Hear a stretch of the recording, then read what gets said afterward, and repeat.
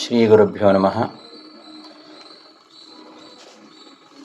ಮಧ್ವಿಜಯ ಪಾಠಕ್ಕೆ ಸುಸ್ವಾಗತ. ಮಧ್ವಿಜಯದ 42ನೇ ಶ್ಲೋಕ. ತರಸ್ವಿನ ಪ್ರೋಚ್ಚರಿತಾನ್ ಅಧೀರಾನ್ ನಿರ್ದಗ್ಧ ಪಕ್ಷಾನ್ ಅತಿತೀಕ್ಷ್ಣಕೋಪಾನ್ ಸಧಾರ್ಥರಾಷ್ಟ್ರಾನ್ ಬಹುಹೇತಿ ಲೀಲೋ ವಿನಾಶ್ಯ ವಿಶ್ವಾನ್ ಪರಯಾ ಶ್ರಿಯಾಭಾತ್. ಪದಚ್ಛೇದ. ತರಸ್ವಿನಃ ಪ್ರೋಚ್ಚಲಿತಾನ್ ಅಧೀರಾನ್ ನಿರ್ದಗ್ಧಪಕ್ಷಾನ್ ಅತಿತೀಕ್ಷ್ಣಕೋಪಾನ್ ಸಹ ಧಾರ್ತರಾಷ್ಟ್ರಾನ್ ಬಹುಹೇತಿ ಲೀಲಃ ವಿನಾಶ್ಯ ವಿಶ್ವಾನ್ ಪರಯಾ ಶ್ರಿಯಾ ಆಭಾತ್. ಬಹುಹೇತಿ ಲೀಲಃ ಸಹ ತರಸ್ವಿನಃ ಪ್ರೋಚ್ಚಲಿತಾನ್ ಅಧೀರಾನ್ ನಿರ್ದಗ್ಧಪಕ್ಷಾನ್ ಅತಿತೀಕ್ಷ್ಣಕೋಪಾನ್ ವಿಶ್ವಾನ್ ಧಾರ್ತರಾಷ್ಟ್ರಾನ್ ವಿನಾಶ್ಯ ಪರಯಾ ಶ್ರಿಯಾ ಆಭಾತ್. ಅನ್ವಯ. ಈ ಪದ್ಯದಲ್ಲಿ ಭೀಮಸೇನ್ ದೇವರು ಈ ಧೃತರಾಷ್ಟ್ರನ ಮಕ್ಕಳಾಗಿರತಕ್ಕಂತಹ ದುರ್ಯೋಧನಾದಿಗಳನ್ನು ಕೊಂದು ಅತ್ಯಂತ ಗೆಲುವಿನಿಂದ ವಿರಾಜಿಸಿದರು ಅಂತ ಹೇಳ್ತಾ ಇರೋದು. ಈ ಕಾಡ್ಗಿಚ್ಚು ಅಧಿಕವಾದ ಜ್ವಾಲೆಯುಳ್ಳಂತಹ ಕಾಡ್ಗಿಚ್ಚು ಅತ್ಯಂತ ವೇಗವಾಗಿ ಹೊರಟು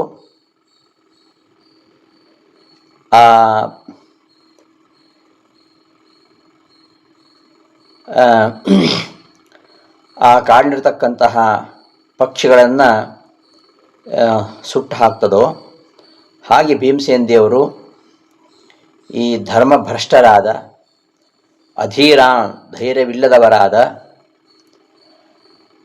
ಅತ್ಯಂತ ಕೋಪವುಳ್ಳವರಾಗಿರತಕ್ಕಂತಹ ದುರ್ಯೋಧನಾದಿಗಳನ್ನು ಸಂಹಾರ ಮಾಡಿ ಗೆಲುವಿನಿಂದ ಶೋಭಿಸಿದರು ಅಂತ ಈ ಪದ್ಯದಲ್ಲಿ ಹೇಳ್ತಾ ಇರೋದು. ಕುರುಕ್ಷೇತ್ರ ಯುದ್ಧ ಭೀಕರವಾಗಿ ನಡೀತಾ ಇದೆ. ಕೌರವರ ಸೇನೆಯನ್ನು ಹೊಡೆದು ಓಡಿಸ್ತಾ ಇದ್ದಾನೆ ಭೀಮ. ಅಂತಹ ಭೀಮನ ಮುಂದೆ ದುಶ್ಯಾಸನ ಎದುರಾಗ್ತಾನೆ. ಆಗ ಭೀಮ ದುಶ್ಯಾಸನ ಮೇಲೆ ಎರಗ್ತಾನೆ. ಒಂದು ಸಿಂಹ ಜಿಂಕೆಯ ಮೇಲೆ ಹಾರಿ ಬೀಳುವ ಹಾಗೆ ದುಶ್ಯಾಸನ ಮೇಲೆ ಎರಗಿ ಅವನ ರಥವನ್ನು ಧ್ವಂಸ ಮಾಡಿ ಅವನನ್ನು ಕೆಳಗೆ ಬೀಳಿಸ್ತಾನೆ. ಗದಾಪ್ರಹಾರ ಮಾಡಿ ಅವನ ಎದೆಯನ್ನು ಸೀಳ್ತಾನೆ. ಅವನ ಹೊಟ್ಟೆ ಮೇಲೆ ಕುಳಿತುಕೊಂಡು ಅವನನ್ನು ಕೆಂಗಣ್ಣಿನಿಂದ ಕೋಪದಿಂದ ದುರುಗುಡ್ತಾ ನೋಡ್ತಾನೆ. ಖಡ್ಗದಿಂದ ಅವನ ಎದೆಯನ್ನು ಸೀಳ್ತಾನೆ.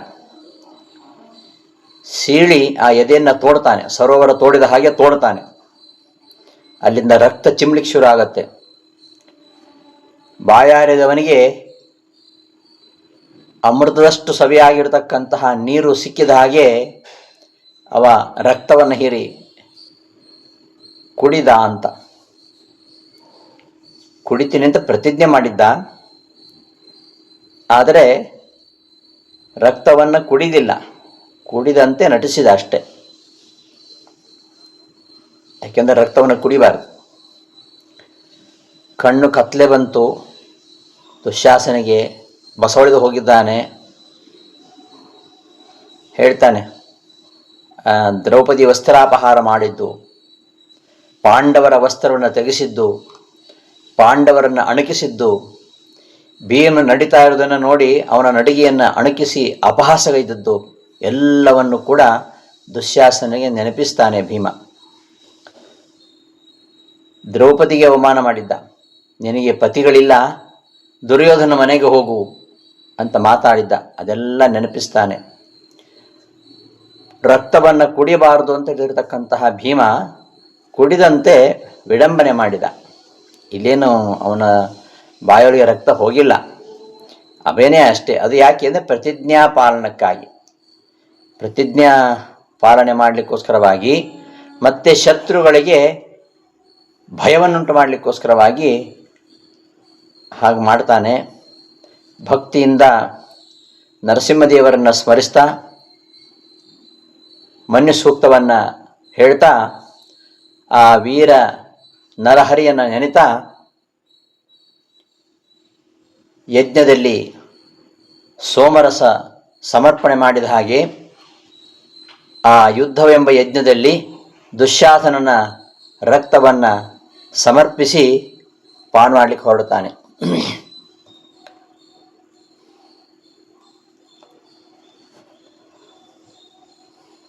ಯಾವ ದ್ರೌಪದಿಯನ್ನು ಪತಿರಹಿತ ಅಂತಂದಿದ್ರೋ, ಇವತ್ತು ದ್ರೌಪದಿ ಪತಿ ಸಹಿತಳಾಗಿದ್ದಾಳೆ ಎಂಬುದನ್ನು ಪ್ರಕಟಗೊಳಿಸಿದ್ದೇನೆ. ಇವನನ್ನು ಸಂಹಾರ ಮಾಡುವ ಮೂಲಕವಾಗಿ ಈ ಕೌರವರ ಮಡದಿರೆಲ್ಲ ವಿಧವೆಯರಾಗ್ತಾ ಇದ್ದಾರೆ. ಮಹಾವೀರರು ಅಂತ ಏನು ಕೊಚ್ಕೊಂಡಿದ್ರಲ್ಲ ನೀವೆಲ್ಲ ಕೌರವರು, ನೀವು ನಿರ್ವೀರ್ಯರು ಅಂತ ನಾವಿವತ್ತು ತೋರಿಸ್ತಾ ಇದ್ದೇವೆ. ಭಗವಂತನ ವಿಚಿತ್ರ ಶಕ್ತಿ ಹೇಗಿದೆ ನೋಡಿ.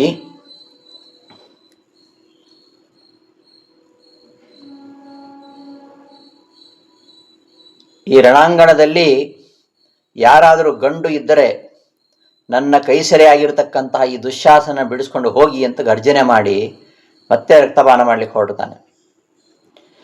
ಕರ್ಣ, ಅಶ್ವತ್ಥಾಮ, ದುರ್ಯೋಧನ ಇವರು ಯಾರಿಗೂ ಭೀಮನನ್ನು ನೋಡೋ ಧೈರ್ಯ ಬರಲಿಲ್ಲ, ಹತ್ತಿರ ಹೋಗುವುದಲ್ಲ.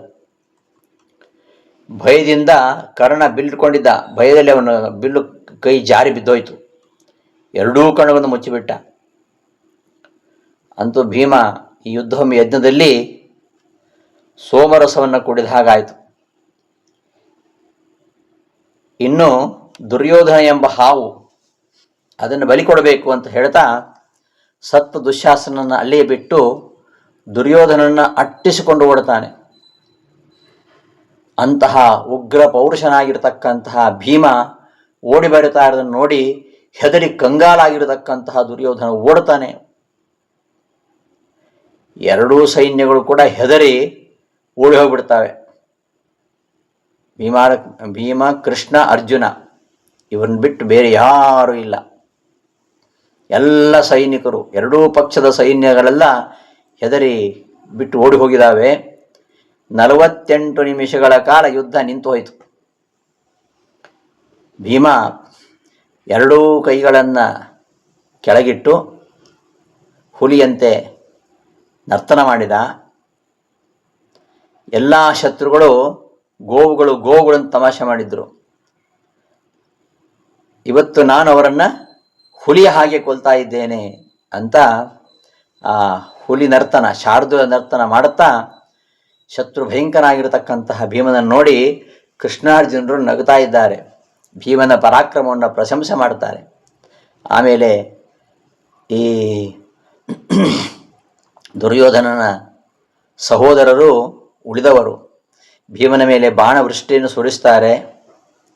ಭೀಮ ಅವರಲ್ಲಿ 20 ಜನರ ತಲೆಯನ್ನು ಬಾಣದಿಂದ ಕತ್ತರಿಸಿ ಹಾಕ್ತಾನೆ. ಉಳಿದವರೆಲ್ಲ ಓಡಿ ಹೋಗ್ತಾರೆ.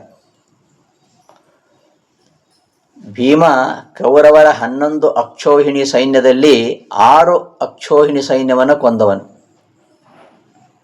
ಇನ್ನು ಅರ್ಜುನ 5 ಅಕ್ಷೋಹಿಣಿ ಸೈನ್ಯವನ್ನು ಕೊಂದವ. ಹೀಗೆ 11 ಅಕ್ಷೋಹಿಣಿಗಳಲ್ಲಿ ಭೀಮಾರ್ಜುನರು ಇತರರಿಗೋಸ್ಕರ ಉಳಿಸಿದಂತಹ ಕೆಲವು ಸೈನ್ಯವನ್ನು ಬಿಟ್ಟು ಇದನ್ನೆಲ್ಲ ಸಂಹಾರ ಮಾಡಿದ್ದಾರೆ.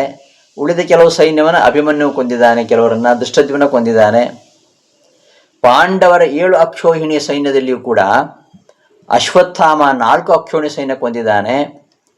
ದ್ರೋಣ, ಕರ್ಣ, ದುರ್ಯೋಧನ ಸೇರಿ 3 ಅಕ್ಷೋಹಿಣಿ ಸೈನ್ಯವನ್ನು ಕೊಂದಿದ್ದಾರೆ. ಹೀಗೆ ಪಾಂಡವರು ಕೌರವರನ್ನು ಸದೆ ಬಡಿತಾ ಜಯಶೀಲರಾಗಿ ಸಂತೋಷ ಪಡ್ತಾ ಇದ್ದಾಗ ಓಡ್ತಾ ಇರತಕ್ಕಂತಹ ದುರ್ಯೋಧನ ದ್ವೈಪಾಯನ ಸರೋವರದಲ್ಲಿ ಜಲಸ್ತಂಭನ ಮಾಡ್ತಾ ಕೂತ್ಕೊಂಡ. ಮಂತ್ರಗಳನ್ನು ಜಪಿಸ್ತಾ ಇದ್ದ.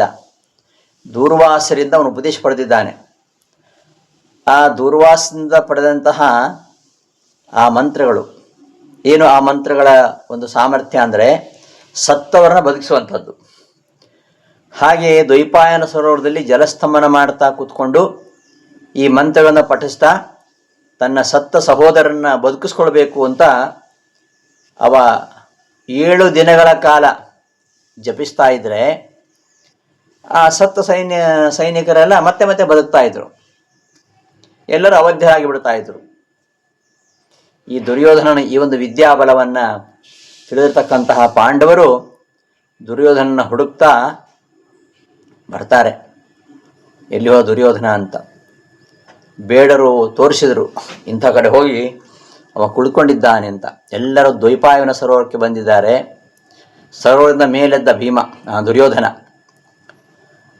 ಎದ್ದು ಬಂದು ಅಶ್ವತ್ಥಾಮ, ಕೃಪಾಚಾರ್ಯ, ಕೃತವರ್ಮ ಇವ್ರ ಜೊತೆಗೆ ಸಮಾಲೋಚನೆ ಮಾಡ್ತಾ ಇದ್ದ.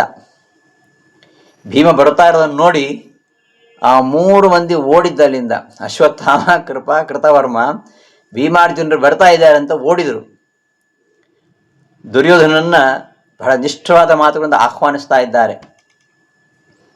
ದುರ್ಯೋಧನಿಗೆ ಸಹಿಸ್ಲಿಕ್ಕೆ ಆಗ್ತಾ ಇಲ್ಲ, ಬಸುಗೊಡ್ತಾ ಇದ್ದಾನೆ. ಈ ಹಾವಿಗೆ ಕೋಲಿನಿಂದ ಹೊಡೆದಾಗ ಅದು ಹೇಗೆ ಬುಸುಕೊಡ್ತದೋ ಹಾಗೆ ಬುಸುಗೊಡ್ತಾ ಹೇಳ್ತಾನೆ, ನಾನು ತಪಸ್ಸಿಗೋಸ್ಕರ ಕಾಡಿಗೆ ಹೋಗ್ತೇನೆ, ಎಲ್ಲ ಪೃಥ್ವಿಯನ್ನು ನೀವೇ ಆಳ್ಕೊಳ್ಳಿ ಅಂತ ಹೇಳ್ತಾನೆ ದುರ್ಯೋಧನ. ಆಗ ಧರ್ಮರಾಜ ಹೇಳ್ತಾನೆ, ನೋಡಪ್ಪ, ಸಂಧಿಗೋಸ್ಕರ ಕೃಷ್ಣ ಬಂದಿದ್ದ. ಕೃಷ್ಣ ಬಂದಾಗ ಸೂಜಿ ಮೊನೆಯಷ್ಟು ಭೂಮಿಯನ್ನು ನೀನು ಪಾಂಡವರಿಗೆ ಕೊಡೋದಿಲ್ಲ ಅಂತ ಹೇಳಿದ ನೀನು ಇವತ್ತು ಎಲ್ಲರನ್ನು ಸಾಯಿಸಿ, ಭೀಷ್ಮದ್ರೋಣಾದಿಗಳನ್ನೆಲ್ಲ ಸಾಯಿಸಿ ಎಲ್ಲ ಪೃಥ್ವಿಯನ್ನು ಕೊಡಲಿಕ್ಕೆ ಬರ್ತೀನಿ ಅಂತ ಹೇಳ್ತಾ ಇದ್ದಾರೆ. ಇದು ಹೇಗೆ? ನಾವು ನಿನ್ನನ್ನು ಕೊಡದೆ ಈ ಪೃಥ್ವಿಯನ್ನು ತೆಗೆದುಕೊಳ್ಳೋದಿಲ್ಲ. ಹೆದರ್ಕೊಂಡು ನೀರಲ್ಲಿ ಅಡಗಿ ಕುಳಿತಿರೋನು ನೋಡಿದರೆ ನೀನು ಕುರುಕುಲದಲ್ಲಿ ಹುಟ್ಟಿದವನಲ್ಲ ಅಂತ ಅನಿಸತ್ತೆ. ಧರ್ಮರಾಜನ ಈ ಕುಂಕುಮಾತುಗಳಿಂದ ಕೋಪ ಬಂತು ದುರ್ಯೋಧನಿಗೆ. ಎದ್ದು ಬಂದ, ಜಲಸ್ತಂಭನ ಬಿಟ್ಟು ನಿಟ್ಟುಸಿರುಡುತ್ತಾ ಮೇಲೆದ್ದು ಬಂದ. ಏನಿಲ್ಲ, ಕಿರೀಟ ಇಲ್ಲ, ಕವಚ ಇಲ್ಲ, ಏಕಾಕಿಯಾಗಿದ್ದೇನೆ ನಾನು. ನೀವು ಕವಚ ಶಿರಸ್ತ್ರಾಣಿಗಳಿಂದ ಕೂಡಿದ್ದೀರಿ, ಬಹಳ ಮಂದಿ ಇದ್ದೀರಿ, ನಾನು ಒಬ್ಬನೇ ಇದ್ದೇನೆ, ನೀವು ಬಹಳ ಮಂದಿ ಇದ್ದೀರಿ. ನಾನು ಕವಚ ತೊಟ್ಟಿಲ್ಲ, ನೀವೆಲ್ಲ ಕವಚ ಶಿರಸ್ತ್ರಾಣಿಗಳಿಂದ ಕೂಡಿ ಬಂದಿದ್ದೀರಿ. ಆದ್ದರಿಂದ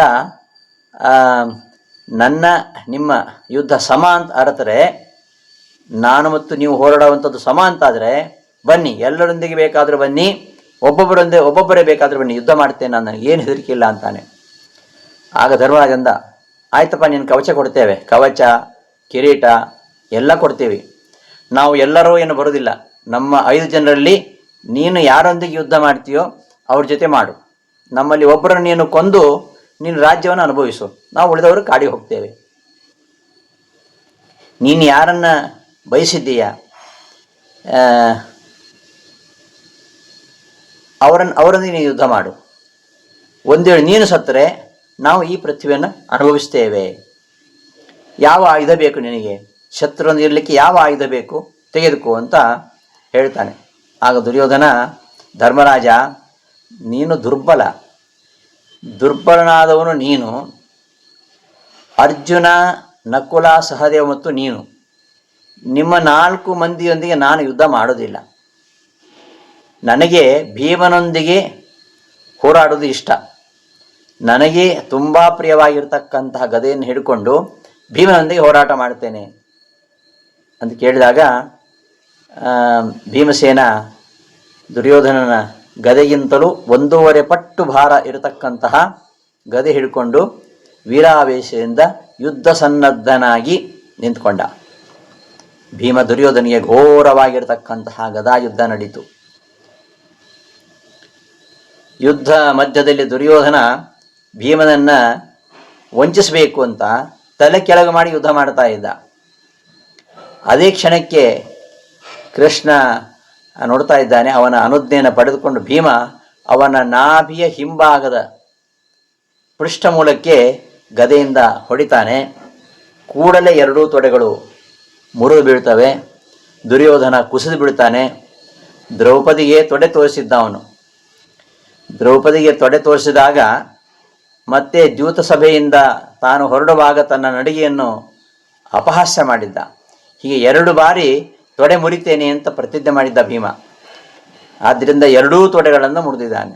ನಾಭಿಯ ಕೆಳಗೂ ಅಲ್ಲದೆ ಮೇಲೂ ಅಲ್ಲದೆ, ನಾಭಿ ಕೆಳಗೆ ಹೊಡೆಬಾರದಂತಿದೆ.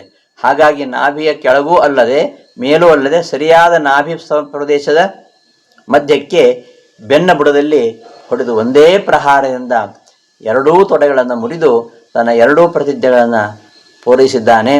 ಪ್ರತಿಜ್ಞಾ ಪಾಲನೆಯದು ಪ್ರಜೆಗಳಿಗೆ ಧರ್ಮ, ಅದು ರಾಜರಿಗೆ ಧರ್ಮ. ಅದರಲ್ಲಿ ದುಷ್ಟರನ್ನು ಸಂಹಾರ ಮಾಡತಕ್ಕಂತಹ ಪ್ರತಿಜ್ಞೆ, ಅದನ್ನು ಪಾಲನೆ ಮಾಡುವಂಥದ್ದು ಮಹಾಧರ್ಮ.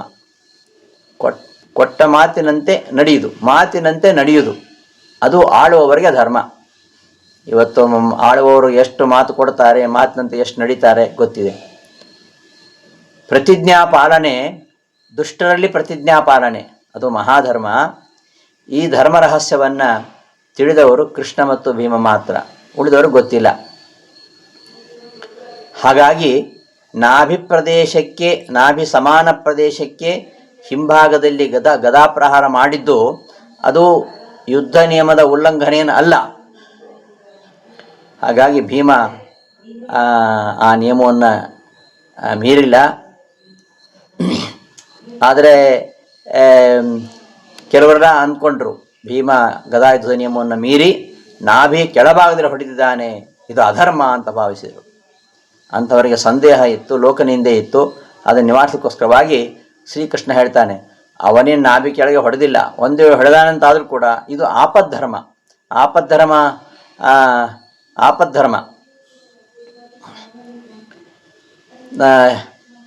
ಹೀಗೆ ಪ್ರತಿಜ್ಞೆಯನ್ನು ಪಾಲಿಸುವಂಥದ್ದು ಧರ್ಮ. ಪ್ರತಿಜ್ಞಾ ಪಾಲನೆ ಮಾಡದೆ ಹೋದರೆ ಅದು ಅಧರ್ಮ. ಗದಾಯುದ್ಧ ನಿಯಮದಂತೆ ನಾಭಿಯ ಕೆಳಗೆ ಹೊಡೆಯುವುದು ಅಧರ್ಮ. ಈ ಅಧರ್ಮ ಮಾಡದಿದ್ದರೆ ಪ್ರತಿಜ್ಞಾಭಂಗ ರೂಪವಾಗಿರ್ತಕ್ಕಂತಹ ಮಹಾ ಅಧರ್ಮ ಆಗತ್ತೆ. ಇಂತಹ ಆಪತ್ಕಾಲದಲ್ಲಿ ಗದಾಯುದ್ಧ ನಿಯಮವನ್ನು ಮೀರುವಂತಹ ಅಲ್ಪ ಅಧರ್ಮವನ್ನು ಮಾಡಿ ಪ್ರತಿಜ್ಞಾಪಾಲನ ರೂಪವಾಗಿರತಕ್ಕಂತಹ ಮಹಾಧರ್ಮವನ್ನು ಉಳಿಸ್ಕೊಳ್ಬೇಕು. ಹೀಗೆ ಭೀಮ ಅಲ್ಪ ಅಧರ್ಮ ಮಾಡಿದರೂ ಆಪದ್ಧರ್ಮವಾದ್ದರಿಂದ ಇದು ಧರ್ಮವೇ ಅಂತ ಕೃಷ್ಣ ವರ್ಣಿಸ್ತಾನೆ. ವಾಸ್ತವವಾಗಿ ಭೀಮ ಯಾವ ಅಧರ್ಮವನ್ನು ಮಾಡಿಲ್ಲ. ಅವ ನಾಭಿಯ ಕೆಳಗೆ ಹೊಡೆದಿಲ್ಲವನು, ನಾಭಿ ಸಮಾನ ಪ್ರದೇಶಕ್ಕೆ ಹೊಡೆದಿದ್ದಾನೆ. ಅಂತೂ ತೊಡೆ ಮುರಿದು ಕೆಳಗೆ ಬಿದ್ದು ಒದಾಡ್ತಾ ಇದ್ದಾನೆ ದುರ್ಯೋಧನ.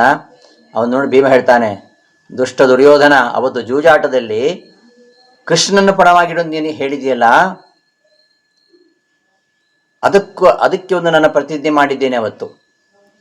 ಅವತ್ತು ನಾನು ಪ್ರತಿಜ್ಞೆ ಮಾಡಿದಂತೆ ಕೃಷ್ಣನ ಪಣಕ್ಕಿಡುವಂತ ಹೇಳಿದ ಆ ಮಾತಿಗೆ ನಿನಗೆ ಶಿಕ್ಷೆ ಏನು ಅಂದರೆ ನಿನ್ನ ತಲೆಯನ್ನು ಮರ್ದನ ಮಾಡ್ತೇನೆ ಅಂಥೇಳಿ ಅವನ ತಲೆಯನ್ನು ತನ್ನ ಕಾಲಿನಿಂದ ಒದ್ದು ಬಿಡ್ತಾನೆ. ವೃಷಭ ಸೂಕ್ತವನ್ನು ಪಠಿಸ್ತಾನೆ, ಭಗವಂತನ ಮಹಿಮೆಯನ್ನು ಕೊಂಡಾಡ್ತಾನೆ. ದುರ್ಯೋಧನ ಮರ್ದನ ಮಾಡ್ತಾ ಅವನ ಪುಣ್ಯಗಳನ್ನೆಲ್ಲ ಅಪಹರಿಸ್ತಾನೆ. ಅವತ್ತು ಸಂಧಾನಕ್ಕೆ ಬಂದಿರತಕ್ಕಂತಹ ಶ್ರೀಕೃಷ್ಣನ ಬಂಧಿಸೋ ಯೋಚನೆ ಮಾಡಿದ್ಯಲ್ಲ, ಅದರ ಫಲವನ್ನು ಅನುಭವಿಸುವಂತ ಮತ್ತೊಮ್ಮೆ ಅವನ ತಲೆಯನ್ನು ಕಾಲಿನಿಂದ ಒದಿತಾನೆ.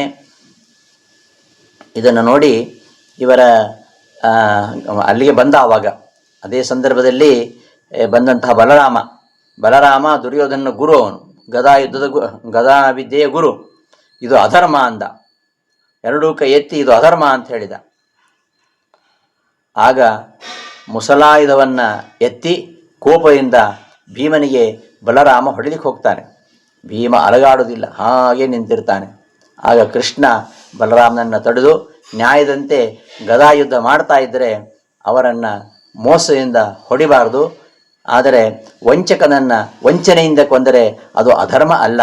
ಅಧರ್ಮ ಮಾಡಿದ ದುಷ್ಟರನ್ನು ಅಧರ್ಮ ಮಾರ್ಗದಿಂದ ಕೊಲ್ಲುವುದೇ ಧರ್ಮ.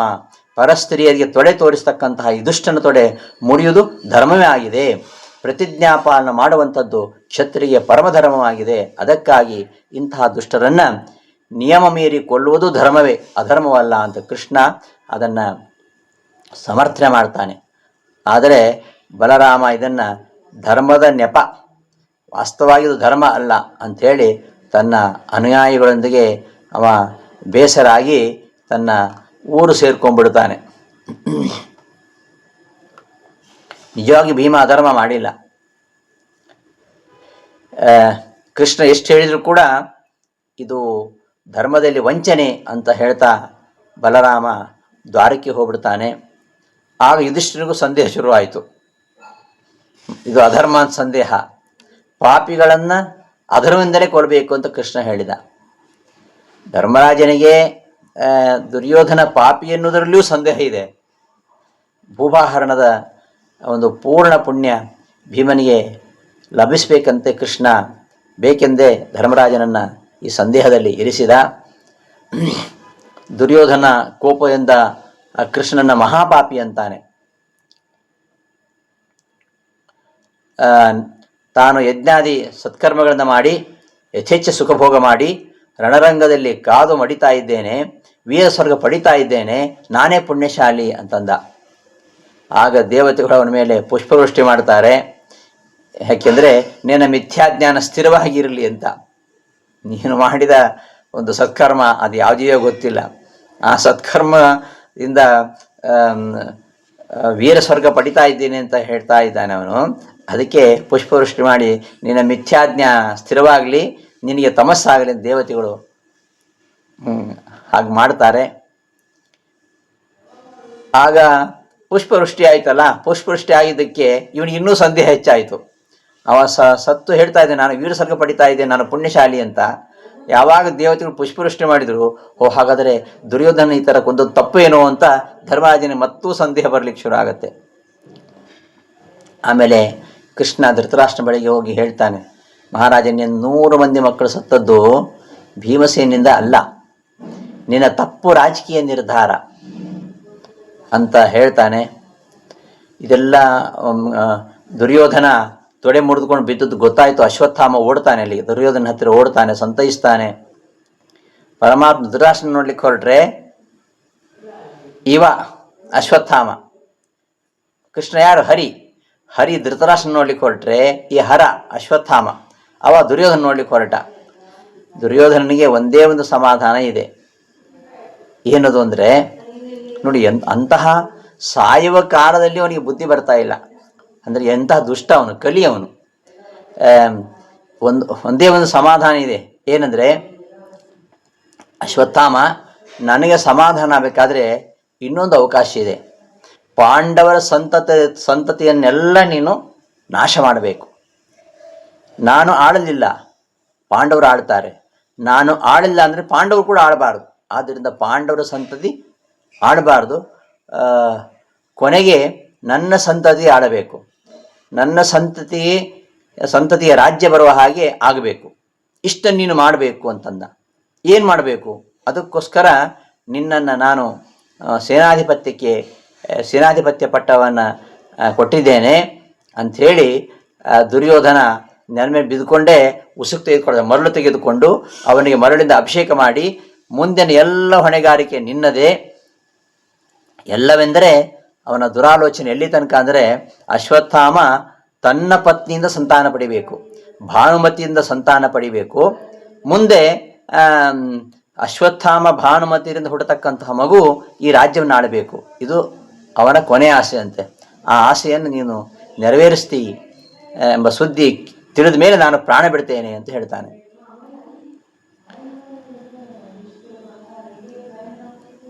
ಆದರೆ ತನ್ನ ಸಂತತಿಯ ಸುದ್ದಿ ತಿಳಿಯುವ ಮೊದಲೇ ಅವ ಸತ್ತಿದ್ದ.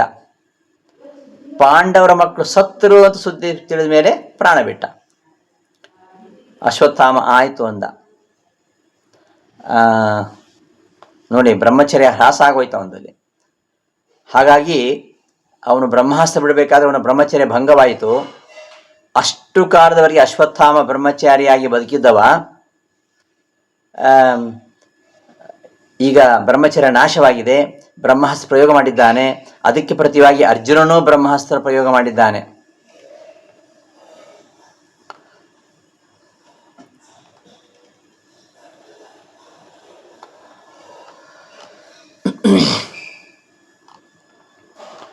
ಆಗ ಕೃಷ್ಣ ವೇದವ್ಯಾಸರು ಹೇಳ್ತಾರೆ ಅರ್ಜುನನಿಗೆ, ಬ್ರಹ್ಮಾಸ್ತ್ರವನ್ನು ಹಿಂತೆಗೆದುಕೋ ಅಂತ. ಅವ ತೆಗೆದುಕೊಳ್ತಾನೆ. ಅಶ್ವತ್ಥಾಮನಿಗೆ ಅದು ಆಗೋದಿಲ್ಲ. ಯಾಕೆಂದರೆ ಯಾವಾಗ ಕೌರವನ ಹೆಂಡತಿಯಲ್ಲಿ ಸಂತಾನ ಪಡಿಬೇಕು ಅಂತ ಹೇಳಿದಾಗ ಇವನು ಆಯಿತು ಅನ್ನಲ್ಲ, ಆ ಕ್ಷಣದಲ್ಲಿ ಅವನ ಬ್ರಹ್ಮಚರ್ಯ ನಾಶವಾಗಿತ್ತು. ಹಾಗಾಗಿ ಅವನಿಗೆ ಬ್ರಹ್ಮಾಸ್ತ್ರವನ್ನು ಹಿಂತಿರುಗಿ ಪಡೆದುಕೊಳ್ಳಲಿಕ್ಕೆ ಆಗೋದಿಲ್ಲ. ಎಲ್ಲ ಸತ್ತಿದ್ದಾರೆ, 3 ಜನ ಇರೋದು, ಅಶ್ವತ್ಥಾಮ, ಕೃಪ, ಕೃತವರ್ಮ, ಈ 3 ಜನ ಇದ್ದಾರೆ. 18 ಅಕ್ಷೋಹಿಣಿ ಸೈನ್ಯ ನಾಶವಾಯಿತು, ಪಾಂಡವರ ಜಯ ಆಯಿತು. ಕೊನೆಗೆ ಈ ದುರ್ಯೋಧನನ ಯೋಗಕ್ಷೇಮ ವಿಚಾರಿಸಲಿಕ್ಕೆ ಬಂದ. ಸರೋವರದಲ್ಲಿ ನೀರು ತರಲಿಕ್ಕೂ ಸಾಧ್ಯ ಆಗ್ತಾ ಇಲ್ಲ. ಅಂತೂ ಅವನನ್ನು ಉತ್ತರಾಧಿಕಾರಿ ಮಾಡಿದ. ಅವನಲ್ಲಿ ಮರಳಿನ ಅಭಿಷೇಕ ಮಾಡಿ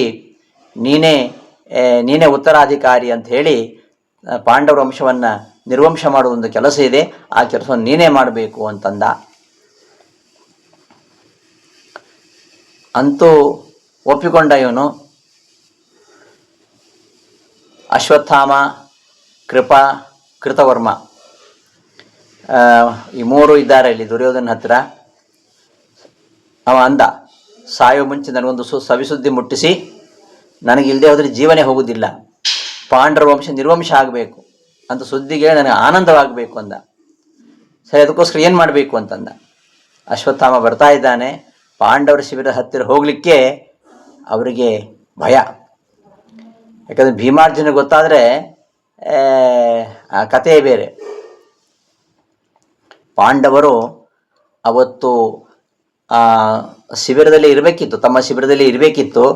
ಆದರೆ ಕೃಷ್ಣ ಅಲ್ಲಿ ಇರಬೇಡಿ ಅಂತ ಹೇಳಿದ್ದ. ಹಾಗಾಗಿ ಪಾಂಡವರ ಶಿಬಿರದಲ್ಲಿ ಇರಲಿಲ್ಲ. ನೀವು ಕೌರವರ ಶಿಬಿರದಲ್ಲಿ ಮಲ್ಕೊಳ್ಳಿ, ಪಾಂಡವರ ಶಿಬಿರದಲ್ಲಿ ಮಲ್ಕೊಳ್ಬೇಡಿ ಅಂತ ಕೃಷ್ಣ ಹೇಳಿದ್ದ. ಹಾಗಾಗಿ 5 ಜನ ಪಾಂಡವರನ್ನು ಮಾತ್ರ ಕೌರವ ಶಿಬಿರಕ್ಕೆ ಕಳಿಸಿದ್ದಾನೆ ಕೃಷ್ಣ. ತಾನು ಅಲ್ಲೇ ನಿಂತಿದ್ದಾನೆ. ಇಲ್ಲದೆ ಹೋದರೆ ಪಾಂಡವರು ಕೂಡ ಅಶ್ವತ್ಥಾಮನಿಗೆ ಆಹುತಿ ಆಗತಕ್ಕಂಥ ಅಪಾಯ ಇತ್ತು. ಅದಕ್ಕೆ ಕೌರವ ಶಿಬಿರಕ್ಕೆ ಕಳಿಸಿದ. ಈ ಅಶ್ವತ್ಥಾಮ ಆಯಾಸಗೊಂಡಿದ್ದಾನೆ. ದೊಡ್ಡ ಮರದ ಅಡಿಯಲ್ಲಿ ಕೂತ್ಕೊಂಡಿದ್ದಾನೆ. ಯುದ್ಧದ ಆಯಾಸ ಕಾಡ್ತಾ ಇದೆ. ಕತ್ತಲಾಯಿತು. ಆಮೇಲೆ ಕೃಪಾಚಾರ್ಯರಿಗೆ, ಕೃತವರ್ಮನಿಗೆ ನಿದ್ದೆ ಬಂತು. ಇವನಿಗೆ ಮಾತ್ರ ನಿದ್ದೆ ಬರಲಿಲ್ಲ. ದುರ್ಯೋಧನ ಹೇಳಿದ ಕೆಲಸವನ್ನು ನಾನು ಮಾಡಲೇಬೇಕು, ಆ ಒಂದು ಹೊಣೆಗಾರಿಕೆ ಇದೆ ನನ್ನ ಮೇಲೆ.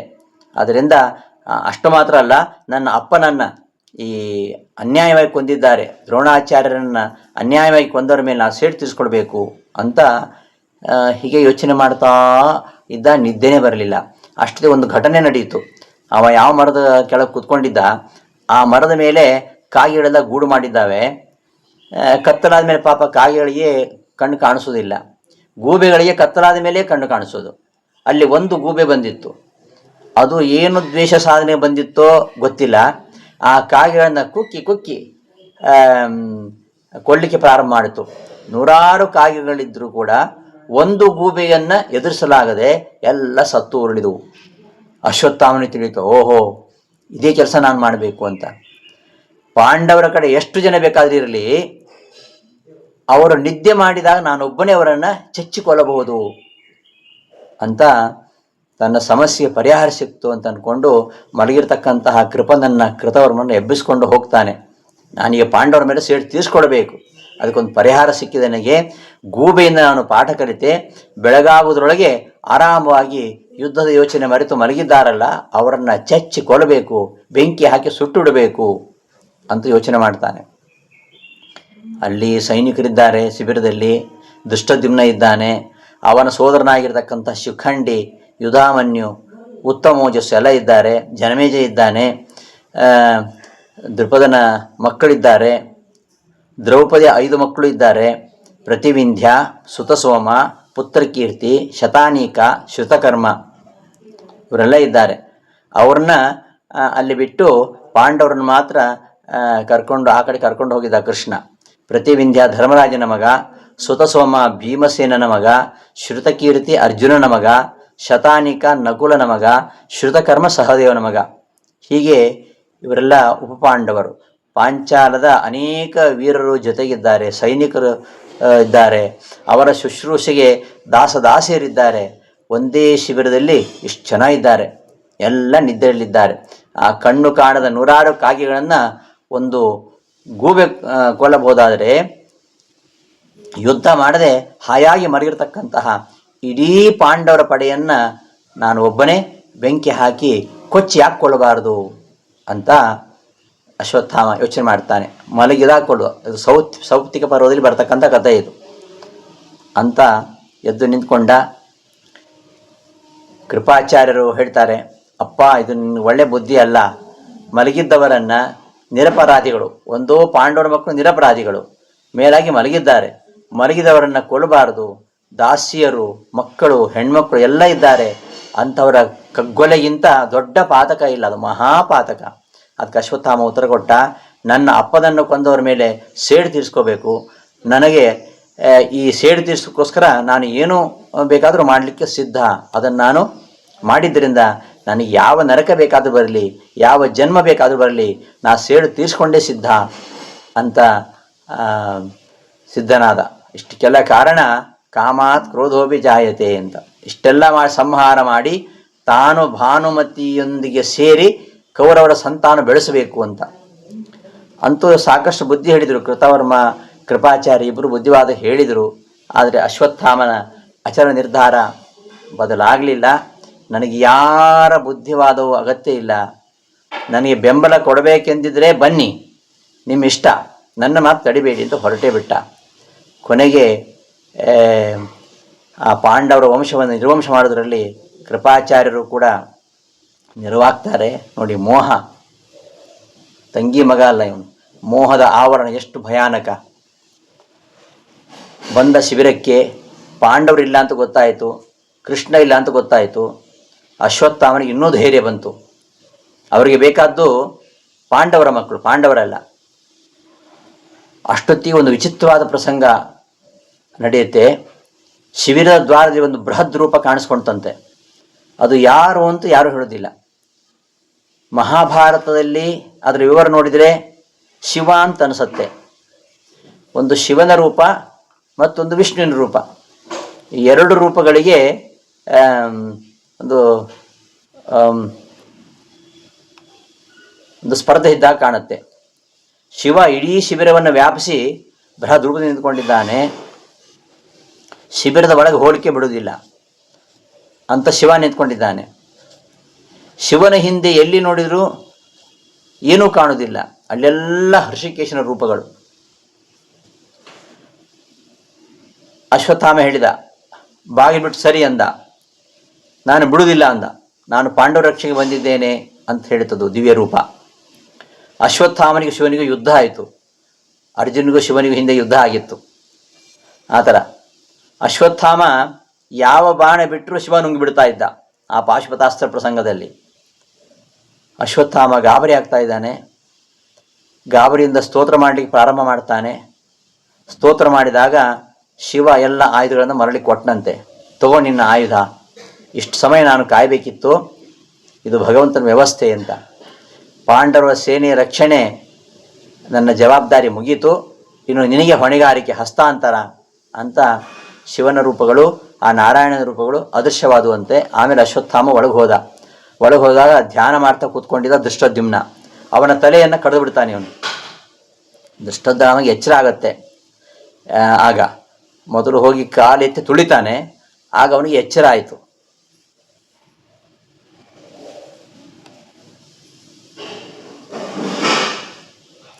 ಆಗ ಅವ ಹೇಳ್ತಾನೆ, ನಾನಿನ್ನೂ ಬದುಕು ಪ್ರಶ್ನೆ ಇಲ್ಲ, ನಾನು ಕ್ಷತ್ರಿಯನಂತೆ ಸಾಯ್ತೇನೆ, ಅವಕಾಶ ಕೊಡು, ಅಂದರೆ ನನ್ನೊಂದಿಗೆ ಯುದ್ಧ ಮಾಡು ಅಂತ. ಆಗ ಹೇಳ್ತಾನೆ ಅಶ್ವತ್ಥಾಮ, ನಿನ್ನಂತಹ ಗುರುದ್ರೋಹಿಗೆ ನ್ಯಾಯ ಸಾವು ಬರಬೇಕಾ? ಇಲ್ಲ, ನೀನು ಅನ್ಯಾಯದಿಂದಲೇ ಸಾಯಬೇಕು ಅಂತ ಹೇಳ್ತಾ ಅವನನ್ನು ಹೇಳಲಿಕ್ಕೆ ಬಿಡದೆ ತನ್ನ ಬಿಲ್ಲನ್ನು, ಅವನ ಧ್ಯಾನ ಮಾಡ್ತಾ ಕೂತಿದ್ದ ಅವನು, ಹೇಳಲಿಕ್ಕೆ ಬಿಡಲಿಲ್ಲ. ತನ್ನ ಬಿಲ್ಲನ ಹಗ್ಗವನ್ನು ಕುತ್ತಿಗೆ ಹಾಕಿ ಹಗ್ಗದಿಂದ ಗಟ್ಟಿಯಾಗಿ ಬಿಗಿದು ಕಡದ ಹಾಗೆ, ಕಡುಗೋಳಿನಿಂದ ಹಗ್ಗ ಹಾಕಿ ಕಡುಗೋಳು ಕಡದ ಹಾಗೆ ಅವನ ಕುತ್ತಿಗೆಯನ್ನು ಕಡಿದು ಚಿತ್ರಹಿಂಸೆ ಕೊಟ್ಟು ಕೊಂದು ಬಿಡ್ತಾನೆ. ಹಾಗೆ ಶಿಖಂಡಿ, ಯುಧಾಮನ್ಯು, ಉತ್ತಮ ಅವರನ್ನೂ ಕೊಲ್ತಾನೆ. ಕೆಲವರು ಕಾಲು ಕತ್ತರಿಸ್ತಾನೆ, ಕೆಲವು ಹೊಟ್ಟೆ ಕತ್ತಿ ಹಾಕ್ತಾನೆ, ಕೆಲವರು ಕೈ ಕತ್ತಾಸಿ ಹೀಗೆಲ್ಲ ಚೆಂಡಾಡ್ತಾನೆ. ಇಡೀ ಶಿಬಿರಕ್ಕೆ ಕೊನೆಗೆ ಬೆಂಕಿ ಕೊಟ್ಟು ಬಿಡ್ತಾನೆ. ಎಂತಹ ಒಂದು ನಿರ್ದಯ ಅಮಾನುಷವಾಗಿರ್ತಕ್ಕಂತಹ ಕ್ರಿಯೆ ನೋಡಿ, ದೊಡ್ಡ ದುರಂತ ನಾಟಕ. ಪಾಂಡವರ ಹೊರತುಪಡಿಸಿ ಎಲ್ಲರೂ ಇಡೀ ಪರಿವಾರವೇ ನಾಶವಾಗಿ ಹೋಯಿತು. ಪಾಂಡವರ ಮಕ್ಕಳೆಲ್ಲ ಸತ್ರು ಅಂತ ಗೊತ್ತಾದಾಗ ದುರ್ಯೋಧನ ಸಂತೋಷದಿಂದ ಪ್ರಾಣ ಬಿಟ್ಟ. ಇನ್ನು ಈ ಸುದ್ದಿ ಪಾಂಡವರಿಗೆ ಗೊತ್ತಾದರೆ ನಮ್ಮ ಕತೆ ಮುಗೀತದೆ ಅಂತ ಮತ್ತೆ ಕಾಡಿನಲ್ಲಿ ಅಡಗಿ ಕುಳಿತುಕೊಳ್ಬೇಕು ಅಂತ ಮೂವರು ಅಡಗಿ ಕೂತ್ಕೋತಾರೆ. ಕೃಪಾ ಒಂದು ಕಡೆಗೆ, ಕೃತವರ್ಮ ಒಂದು ಕಡೆಗೆ, ಅಶ್ವತ್ಥಾಮ ಮತ್ತೊಂದು ಕಡೆ ಹೋಗ್ತಾರೆ. ಒಂದೇ ಕಡೆ ಸೇರಲ್ಲ. ಪಾಂಡವರು ಹೇಗೆ ಗೊತ್ತಾಗತ್ತೆ?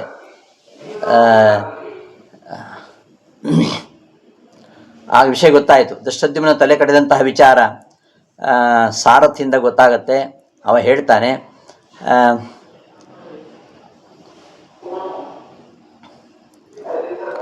ದ್ರೌಪದಿಗೆ ಸುದ್ದಿ ತಿಳಿಯುತ್ತೆ. ಭೀಮನ ಹತ್ರ ಬಂದು ಹೇಳ್ತಾಳೆ, ಹೆಣ್ಮಕ್ಕಳನ್ನು ಕೊಂದಂತಹ ಆ ಪಾಪಿಯ ಕಥೆಯನ್ನು ಮುಗಿಸ್ಬಿಡು ಅಂತಾಳೆ. ಭೀಮನ ಹತ್ತಿರ ಹೇಳಲಿಕ್ಕೆ ಕಾರಣ ಏನಂದರೆ ಅವ ಬಿಡುವುದಿಲ್ಲ. ಅವನು ಅರ್ಜುನಿಗೆ ಹೇಳಿದರೆ ಅವಳು ಗೊತ್ತು ಭೀಮ ಎಷ್ಟು ನಿಷ್ಠವಾಗಿ ದಂಡಿಸ್ತಾನೆ. ಅರ್ಜುನ ಹಾಗೆ ಮಾಡೋದಿಲ್ಲ. ಯಾಕಂದರೆ ಅರ್ಜುನ ಅವನು ಯಾವತ್ತೂ ಗುರುಪುತ್ರ ಅಲ್ಲ. ಹಾಗಾಗಿ ದ್ರೋಣನ ಮಗ ಅಶ್ವತ್ಥಾಮ ಅವನು ಗುರುಪುತ್ರ ಅಲ್ವಾ. ಆದ್ದರಿಂದ ಆ ಅಶ್ವತ್ಥಾಮನನ್ನು ಅರ್ಜುನ ದಂಡಿಸದೇ ಇರ್ಬೋದು. ಅದಕ್ಕೋಸ್ಕರ ಭೀಮನಿಗೆ ಹೇಳ್ತಾಳೆ, ತಪ್ಪು ಮಾಡಿದವರಿಗೆ ನಿರ್ದಯರಿಗೆ ಶಿಕ್ಷೆ ಕೊಡಬೇಕು ಅಂತ ಹೇಳ್ತಾಳೆ. ಆ ಕೃಷ್ಣ ಮತ್ತು ಭೀಮ ಇಬ್ಬರೇ ಇದ್ದಾರೆ ಅಲ್ಲಿ. ದ್ರೌಪದಿ ಹೇಳಿದ್ಲು ತಪ್ಪು ಮಾಡಿದ ಶಿಕ್ಷೆ ಆಗಲೇಬೇಕು ಅಂತ.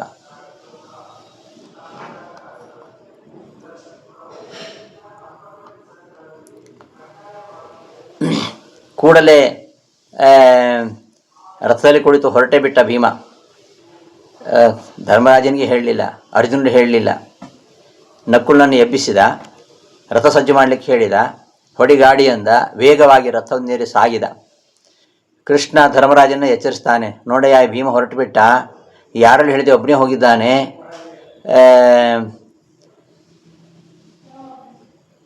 ಪುತ್ರ ಶೋಕದಿಂದ ಅವನು ಸೇಡು ತೀರಿಸ್ಕೋತಾನೆ, ನಾವೀಗ ಅವನನ್ನು ಒಬ್ಬನೇ ಹೋಲಿಕೆ ಬಿಡಬಾರ್ದು. ಯಾಕೆಂದರೆ ಗೊತ್ತುಂಟಲ್ಲ ಅಶ್ವತ್ಥಾಮನ ಸ್ವಭಾವ ಎಂಥದ್ದು ಅಂತ. ಅಶ್ವತ್ಥನ ಸ್ವಭಾವನ ಗೊತ್ತುಂಟು, ಭೀಮನ ಸ್ವಭಾವ ಗೊತ್ತಿದೆ. ಅಶ್ವತ್ಥಾಮ ದುಡುಕಿನ ಮನುಷ್ಯ. ಆ ದುಡುಕಿನಲ್ಲಿ ಅವ ಭೀಮನಿಗೆ ಮಾಡಬಾರ್ದನ್ನು ಮಾಡಿಬಿಟ್ರೆ ಅಂಥೇಳಿ ಭಯ ಅವನಿಗೆ. ಕೊನೆಗೆ ಅವನು ಬ್ರಹ್ಮಾಸ್ತ್ರವನ್ನು ಪ್ರಯೋಗ ಮಾಡಿದ.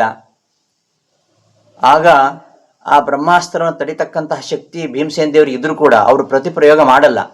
ಆ ಬ್ರಹ್ಮಾಸ್ತ್ರದ ಮರ್ಯಾದೆಯನ್ನು ಉಳಿಸ್ಬೇಕು. ಭೀಮ ತಲೆ ತಗ್ಸೋದಿಲ್ಲ. ತಲೆ ತಗ್ಸದೆ ಹೋದರೆ ಬ್ರಹ್ಮಾಸ್ತ್ರ ಅವನನ್ನು ಸಂಹಾರ ಮಾಡುತ್ತೆ. ತಕ್ಷಣ ಹೊರಡು ಅಂದ. ಸರಿ, ಕೃಷ್ಣ, ಧರ್ಮರಾಜ, ಅರ್ಜುನ ಎಲ್ಲರೂ ಹೊರಟರು. ಭೀಮನ್ ನೋಡಿ ಅಶ್ವತ್ಥಾಮ ಓಡ್ತಾ ಇದ್ದಾನೆ, ಇವನು ಅಟ್ಟಿಸ್ಕೊಂಡು ಹೋಗ್ತಾ ಇದ್ದಾನೆ. ಕೊನೆಗೆ ಸಿಟ್ಟಿನಿಂದ ಮುಂದೆ ಓಡ್ತಿದ್ದಾನೆ. ಮುಖ ತಿರುಗಿಸಿ ಭೀಮನ ಕಡೆಗೆ ಅವ ಬಾಣವನ್ನು ಬಿಡಲಿಕ್ಕೆ ಆರಂಭಿಸ್ತಾನೆ. ಕೊನೆಗೆ ಬ್ರಹ್ಮಾಸ್ತ್ರ ಪ್ರಯೋಗ ಮಾಡ್ತಾನೆ. ಆ ಕ್ಷಣದಲ್ಲೇ ಕೃಷ್ಣ ಬಂದ, ವೇದವ್ಯಾಸರು ಬಂದರು. ಅಸ್ತ್ರಕ್ಕೆ ಭೀಮ ಮಡಿದರೆ ಭೀಮನ ಗೌರವ ಹೋಗುತ್ತೆ. ಗೌರವಿಸದೆ ಇದ್ದರೆ ಅಸ್ತ್ರ ಅಂತೂ ವ್ಯರ್ಥವಾಗುವುದಿಲ್ಲ. ಆದರೆ ವ್ಯರ್ಥವಾದರೆ ಅಸ್ತ್ರದ ಗೌರವ ಹೋಗ್ತದೆ.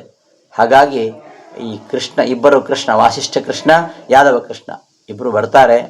ಭೀಮಸೇನ ಪ್ರತ್ಯಸ್ತ್ರ ಬಿಡುವುದಿಲ್ಲ.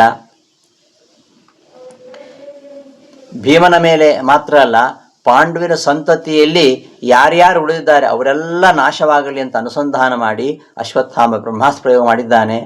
ಬ್ರಹ್ಮಾಸ್ತ್ರ ಯಾರಿಗೂ ತೊಂದರೆ ಕೊಡದೇ ಇರಲಿ ಅಂತ ಅರ್ಜುನನು ಬ್ರಹ್ಮಾಸ್ತ್ರ ಪ್ರಯೋಗ ಮಾಡಿದ. ವೇದವ್ಯಾಸರು ಹೇಳಿದರು, ಉಪಸಂಹಾರ ಮಾಡಿ ಅಂದರು. ಯಾವ ಅಸ್ತ್ರದಿಂದಲೂ ಭೀಮನಿಗೆ ಏನೂ ಆಗೋದಿಲ್ಲ. ಹಾಗೆ ಅಸ್ತ್ರ ಯಾರ ಬಳಿ ವ್ಯರ್ಥ ಆಗಬಾರದು, ಇದು ಭಗವಂತ ಸಂಕಲ್ಪ. ಆದ್ದರಿಂದ ಇಬ್ಬರು ಉಪಸಂಹಾರ ಮಾಡಿ ಅಂದಾಗ ಅರ್ಜುನ ಉಪಸಂಹಾರ ಮಾಡ್ತಾನೆ. ಆದರೆ ಅಶ್ವತ್ಥಾಮನಿಗೆ ಉಪಸಂಹಾರ ಮಾಡಲಿಕ್ಕೆ ಆಗೋದಿಲ್ಲ. ಯಾಕೆ ಅಶ್ವತ್ಥಾಮ ಬ್ರಹ್ಮಚರ್ಯ ಕಳ್ಕೊಂಡಿದ್ದಾನೆ. ಅರ್ಜುನಲ್ಲಿ ಬ್ರಹ್ಮಚರ್ಯ ಇದೆ. ಆದ್ದರಿಂದ ಅರ್ಜುನ ಉಪಸಂಹಾರ ಮಾಡಿದ. ಅಶ್ವತ್ಥಾಮ ಉಪಸಂಹಾರ ಮಾಡಲಿಲ್ಲ. ಪಾಂಡವರು ಬೇಕಾದರೆ ಬದುಕಲಿ, ಆದರೆ ಉತ್ತರೆಯ ಗರ್ಭದಿಂದ ಅಸ್ತ್ರ ನಾನು ಹಿಂತೆಗೆಯುವುದಿಲ್ಲ ಅಂತ ಹೇಳ್ತಾನೆ ಅಶ್ವತ್ಥಾಮ. ಎಷ್ಟು ಹೇಳಿದರೂ ಕೇಳಲ್ಲ. ವೇದವ್ಯಾಸರು ಹೇಳಿದರು, ಕೃಷ್ಣ ಹೇಳಿದ್ರು ಕೇಳಲಿಲ್ಲ. ಪಾಂಡವರ ಸಂತತಿ ಅದು ನಿಸ್ಸಂತತೆ ಆಗಲೇಬೇಕು ಅಂತ ಹಠ ಹಿಡಿದ.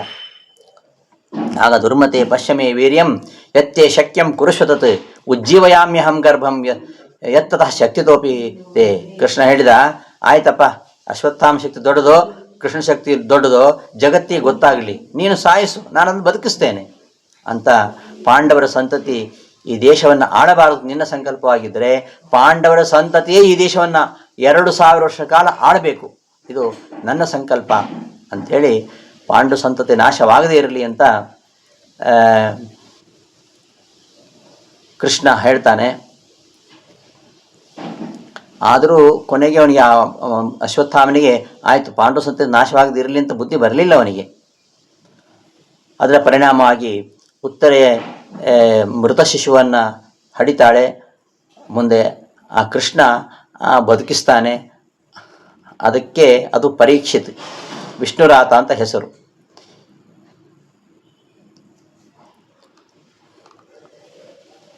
ಹೀಗೆ ಮಹಾಭಾರತ ಯುದ್ಧ ಕೊನೆಗೊಳ್ಳುತ್ತೆ. ಪಾಂಡವರ ಸಂತತಿ ಈ ಭೂಮಿಯಲ್ಲಿ ಎಲ್ಲಿ ತನಕ ಇರ್ತದೋ ಅಲ್ಲಿ ತನಕ ನೀನು ಯಾರಿಗೂ ಮುಖ ತೋರಿಸಬೇಡ ಅಂಥೇಳಿ ಅವನ ಹಣೆಯಲ್ಲಿ ಒಂದು ರತ್ನ ಇರ್ತದೆ. ಅದು ಇದ್ದುದರಿಂದ ಅವನಿಗೆ ಹಸಿವು ಬಾಯಾರಿಕೆ ಯಾವುದೂ ಇರುವುದಿಲ್ಲ. ಅಂತಹ ಒಂದು ದಿವ್ಯಮಣಿ, ಅದನ್ನು ನೀನು ಸೋತು ಪರಾಜಿತನಾಗಿದ್ದೀಯಾ, ಆ ನಿನ್ನ ದೇಹದಲ್ಲಿ ಸಹಜವಾಗಿರ್ತಕ್ಕಂತಹ ಆ ಮಣಿಯನ್ನು ಕೊಡು ಸೋಲಿನ ಸಂಕೇತವಾಗಿ ಅಂತ ವೇದವ್ಯಾಸರು ಕೃಷ್ಣ ಗದರ್ತಾರೆ. ಕೃಷ್ಣ ಶಾಪ ಕೊಡ್ತಾನೆ, ನೀನು ಪಾಂಡವರ ಸಂತತಿ ಈ ಭೂಮಿಲಿರೋ ತನಕ ನೀನು ಯಾರಿಗೂ ಮುಖ ತೋರಿಸಬೇಡ, ಅಲ್ಲಿ ತನಕ ನಿನ್ನ ಮೈಯೆಲ್ಲ ಗಾಯಗಳಾಗಿ ಕೀವು ಬಂದು ವಾಸನೆಯಿಂದ ನಿನ್ನ ಹತ್ತಿರ ಯಾವ ಮನುಷ್ಯರು ಬರದೇ ಇರಲಿ ಎಂಬುದಾಗಿ ಕೃಷ್ಣ ಶಾಪವನ್ನು ಕೊಡ್ತಾನೆ.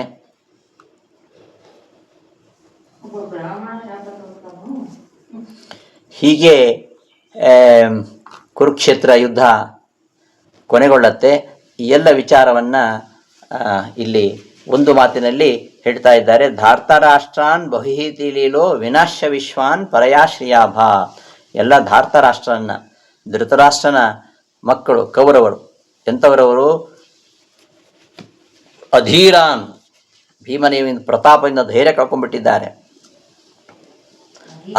ಅತಿ ತೀಕ್ಷ್ಣ ಕೋಪಾನ್, ಅತ್ಯಂತ ಕೋಪಿಷ್ಠ ಆಗಿರ್ತಕ್ಕಂತಹ ವಿಶ್ವಾನ್, ಎಲ್ಲ ಕೌರವರನ್ನು ಕೂಡ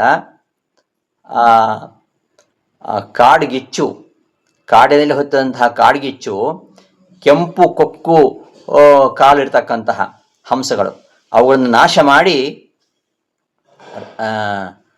ಜಜ್ವಲ್ಯಮಾನಿ ಉರಿಯುವ ಹಾಗೆ ಈ ಕೌರವ ಧಾರ್ತರಾಷ್ಟ್ರ ಅಂದರೆ ಒಂದು ಧೃತರಾಷ್ಟ್ರ ಮಕ್ಕಳು ಅಂತ, ಇನ್ನೊಂದು ಧಾರ್ತರಾಷ್ಟ್ರ ಅಂದರೆ ಈ ಹಂಸ ಪಕ್ಷಿ. ಯಾವ ಹಂಸ ಪಕ್ಷಿ ಅಂದರೆ ಕೊಕ್ಕು ಮತ್ತು ಕಾಲು ಕೆಂಪಿಗಿರುತ್ತೆ, ಅಂತಹ ಹಂಸ ಪಕ್ಷಿಗೆ ಧಾರ್ತರಾಷ್ಟ್ರ ಅಂತ ಹೇಳೋದು. ಅಂತಹ ಧಾರ್ತರಾಷ್ಟ್ರಾನ್, ಆ ಕಾಡ್ಗಿಚ್ಚು ಅಂತಹ ಹಂಸ ಪಕ್ಷಿಗಳನ್ನು ಸುಟ್ಟು ಹಾಕುವ ಹಾಗೆ ಈ ಧಾರ್ತರಾಷ್ಟ್ರ ಧೃತರಾಷ್ಟ್ರನ ಮಕ್ಕಳಾಗಿರ್ತಕ್ಕಂಥ ಎಲ್ಲ ಕೌರವರನ್ನು ಅತಿ ತೀಕ್ಷ್ಣ ಕೋಪಾನ್, ಅತ್ಯಂತ ಕಠಿಣ ಕೋಪವುಳ್ಳವರು ಅಂತಹ ಇವರನ್ನೆಲ್ಲ ನಿರ್ದಗ್ಧ ಪಕ್ಷಾನ್, ಈಗಾಗಲೇ ಎಲ್ಲ ಅವರ ಪಕ್ಷದಲ್ಲಿರ್ತಕ್ಕಂಥವರೆಲ್ಲ ಸತ್ತೋಗಿದ್ದಾರೆ, ಯಾರೂ ಇಲ್ಲ, ಎಲ್ಲರೂ ನಾಶವಾಗಿದ್ದಾರೆ. ಅಂತಹ 18 ಅಕ್ಷೋಹಿಣಿ ಸೈನ್ಯ ನಾಶವಾಗಿದೆ. 11 ಅಕ್ಷೋಹಿಣಿ ಸೈನ್ಯವನ್ನು ಈ ಪಾಂಡವರು ನಾಶ ಮಾಡಿದರೆ 7 ಅಕ್ಷೋಹಿಣಿ ಸೈನ್ಯವನ್ನು ದ್ರೋಣ, ಕರ್ಣ, ಕೃಪಾ ಮೊದಲಾದವರು ನಾಶ ಮಾಡಿದ್ದಾರೆ. ಹೀಗೆಲ್ಲ ಸಂಪೂರ್ಣ ನಿರ್ದಗ್ಧ ಪಕ್ಷಾನ್, ಎರಡೂ ಕಡೆಯ ಪಕ್ಷದ ಎಲ್ಲ ಸೈನಿಕರು ನಾಶವಾಗಿ ಹೋಗಿದ್ದಾರೆ. ಅಂತಹ ನಿರ್ದಗ್ಧ ಪಕ್ಷಾನ್, ಸುಟ್ಟು ಹೋಗಿರತಕ್ಕಂತಹ ಪಕ್ಷಿಗಳುಳ್ಳವರು, ಸುಟ್ಟು ಹೋಗಿರತಕ್ಕಂತಹ ರೆಕ್ಕೆಗಳುಳ್ಳಂತಹ ಆ ಧೃತರಾಷ್ಟ್ರ ಪಕ್ಷಿಗಳನ್ನು, ಅತಿ ತೀಕ್ಷ್ಣ ಕೋಪಾನ್, ಅತ್ಯಂತ ಕಠಿಣವಾಗಿರ್ತಕ್ಕಂತಹ ಕೋಪವುಳ್ಳ ಆ ಕೌರವರನ್ನು, ಅತಿ ತೀಕ್ಷ್ಣ ಕೋಪಾನ್, ಈ ಕಾಲುಗಳಲ್ಲಿ ಕೊಕ್ಕೆಯಲ್ಲಿ ಕೆಂಪು ಬಣ್ಣವುಳ್ಳಂತಹ ಆ ಹಂಸ ಪಕ್ಷಿಗಳನ್ನು ವಿನಾಶ್ಯ, ಹಂಸ ಪಕ್ಷಿಯನ್ನು ಕೊಲ್ಲುವ ಹಾಗೆ, ಆ ಕಾಡ್ಗಿಚ್ಚು ಕೊಲ್ಲುವ ಹಾಗೆ ಇವ ಧಾರ್ತರಾಷ್ಟ್ರಾನ್, ಎಲ್ಲ ಧೃತರಾಷ್ಟ್ರ ಮಕ್ಕಳನ್ನು ಕೊಂದು ಶ್ರೀಯ ಆಭಾ, ಶ್ರೀ ಸಂಪತ್ತು, ಯಾವ ಸಂಪತ್ತು? ರಾಜ್ಯ ಸಂಪತ್ತು ಮತ್ತು ಜಯವೆಂಬ ಸಂಪತ್ತು, ಇವುಗಳಿಂದ ಭೀಮಸೇನ ದೇವರು ಶೋಭಿಸಿದರು ಅಂತ ಹೇಳ್ತಾ ಮಹಾಭಾರತದ ಯುದ್ಧದಲ್ಲಿ ಭೀಮಸೇನ ದೇವರ ಪಾತ್ರ ಎಂಥದ್ದು ಎಂಬುದನ್ನು ಹೇಳಿ ಮುಂದೆ ಅಣ್ಣ ತಮ್ಮಂದಿರಿಂದ ಸಹಿತರಾಗಿ ಭೀಮಸೇನ ದೇವರು ಶೋಭಿಸಿದರು ಅಂತ ಮುಂದಿನ ಪದ್ಯ ಹೇಳ್ತಾರೆ. ಈ ಪದ್ಯದ ಅರ್ಥವನ್ನು ನೋಡೋಣ. ಬಹುಹೇತಿ ಲೀಲಹ, ಬಹು ಬಹಳವಾದ ಹೇತಿ ಆಯುಧಗಳಿಂದ, ಲೀಲಹ ವಿಲಾಸವುಳ್ಳಂತಹ, ಸಹ ಆ ಭೀಮಸೇನ ದೇವರು, ತರಸ್ವಿನಃ ವೇಗವುಳ್ಳ ಅಥವಾ ಬಲವುಳ್ಳ, ಪ್ರೋಚ್ಚಲಿತಾನ್ ಧರ್ಮಭ್ರಷ್ಟರಾದ, ಅಧೀರಾನ್ ಧೈರ್ಯವಿಲ್ಲದ, ನಿರ್ದದ್ಧ ಪಕ್ಷಾನ್ ನಾಶಗೊಳಿಸಲ್ಪಟ್ಟ ಸಹಾಯವುಳ್ಳ, ಅತಿತೀಕ್ಷ್ಣ ಕೋಪಾನ್ ಅತ್ಯಂತ ಕಠಿಣವಾದ ಕೋಪವುಳ್ಳ, ವಿಶ್ವಾನ್ ಎಲ್ಲ, ಧಾರ್ತರಾಷ್ಟ್ರಾನ್ ಕೌರವರನ್ನು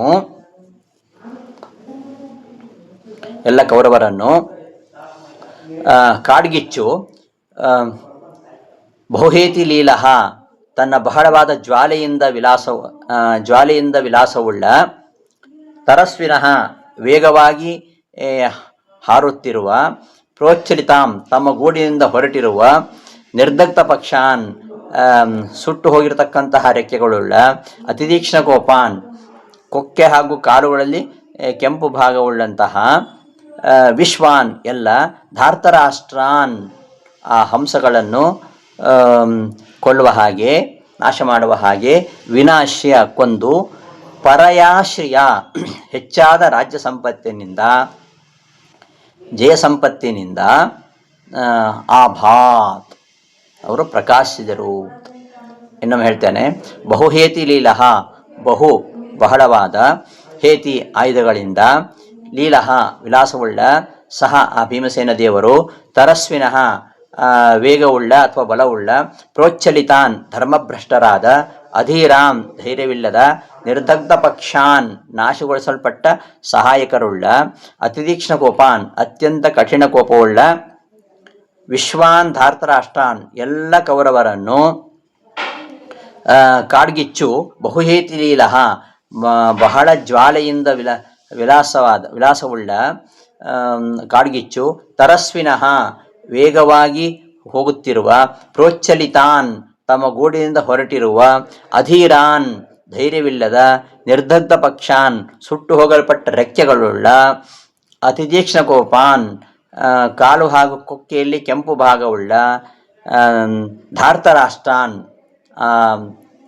ಹಂಸಗಳನ್ನು ಕೊಲ್ಲುವಂತೆ, ವಿನಾಶ್ಯ ಕೊಂದು, ಪರಯಾಶ್ರಿಯ ಶ್ರೇಷ್ಠವಾಗಿರತಕ್ಕಂತಹ ಹೆಚ್ಚಾಗಿರತಕ್ಕಂತಹ ಶ್ರಿಯ ಕಾಂತಿಯಿಂದ ಸಂಪತ್ತಿನಿಂದ, ಆಭಾತ್ ಪ್ರಕಾಶಿಸಿದರು ಅಂತ ಹೇಳ್ತಾ ಮುಂದೆ ಭೀಮಸೇನ ದೇವರು ಶ್ರೀಕೃಷ್ಣನ ಪಾದಗಳನ್ನು ಧ್ಯಾನ ಮಾಡ್ತಾರೆ.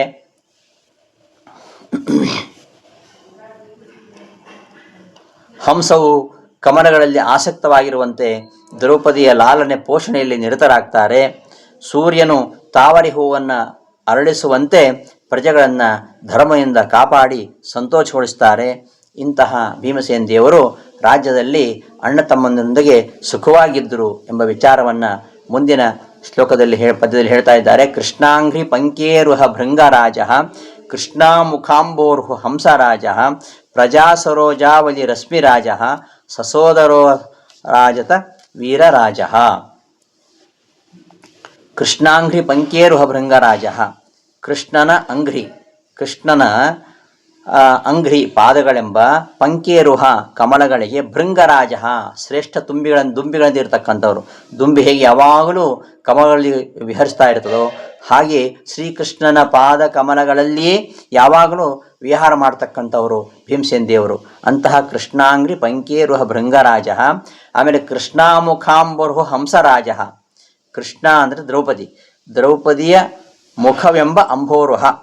ದ್ರೌಪದಿಯ ಮುಖವೆಂಬ ಅಂಬೋರುಹದಲ್ಲಿ ಹಂಸರಾಜ, ದ್ರೌಪದಿಯ ಮುಖವೆಂಬ ತಾವರೆ ಹೂವುಗಳಿಗೆ ಹಂಸರಾಜ ಶ್ರೇಷ್ಠವಾದ ಹಂಸಂತೆ ಇರತಕ್ಕಂಥವ್ರು. ಹಂಸಪಕ್ಷು ಯಾವಾಗಲೂ ಕಮಲದಲ್ಲಿ ವಿಹರಿಸುವಂತೆ, ಯಾವಾಗಲೂ ದ್ರೌಪದಿಯ ಮುಖವೆಂಬ ತಾವರೆ ಹೂವುಗಳಲ್ಲಿ ಇವರು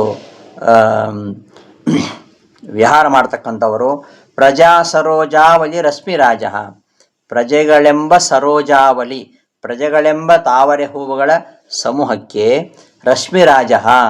ರಶ್ಮಿರಾಜ ಅಂದರೆ ಸೂರ್ಯ ಉದಯಿಸಿದಾಗ ಕಮಲಗಳು ಅರಳುವ ಹಾಗೆ ಆ ಪ್ರಜೆಗಳೆಂಬ ಸರೋಜಾವಲಿ, ಪ್ರಜೆಗಳೆಂಬ ಕಮಲಗಳ ಸಮೂಹಕ್ಕೆ ಇವರು ಸೂರ್ಯನ ಹಾಗೆ ಅಂದರೆ ಎಲ್ಲ ಪ್ರಜೆಗಳನ್ನು ತಮ್ಮ ಆಡಳಿತದಿಂದ ಸಂತೋಷವಾಗಿಟ್ಟಿರ್ತಕ್ಕಂಥವರು.